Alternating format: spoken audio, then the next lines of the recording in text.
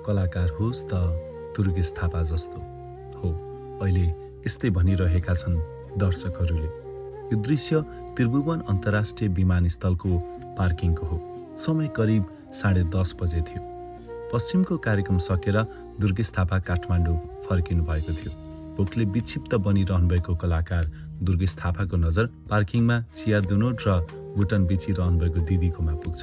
हजुरलाई लाग्न सक्छ हेलिकप्टरको प्रयोग गरेर 3-4वटा कार्यक्रम दैनिक जसो भ्याउने कलाकार दुर्गेश थापा विलासिताको जिन्दगीमा रमाउने गर्छन्, यसो आराम गर्नुहुन्छ। तर त्यसभन्दा ठ्याक्क विपरीत हुनुहुन्छ कलाकार दुर्गेश थापा।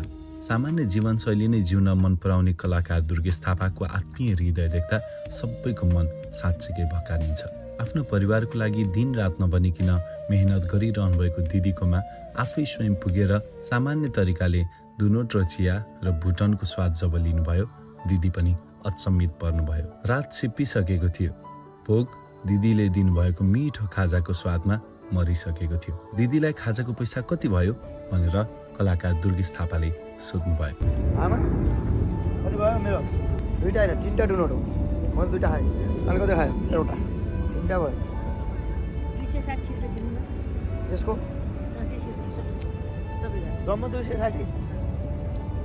कति सस्तो यार, यहीँ खानु पर्ला आजसम्म है। दिनु सबै राख्नु त राख्नु गरेर तपाईँले जाम भाइ। अब लामा लागि गए। अहिलेको समयमा सर्वचर्चित कलाकारको रूपमा रहनुभएको दुर्गेश थापाको यो व्यवहार कस्तो लाग्यो?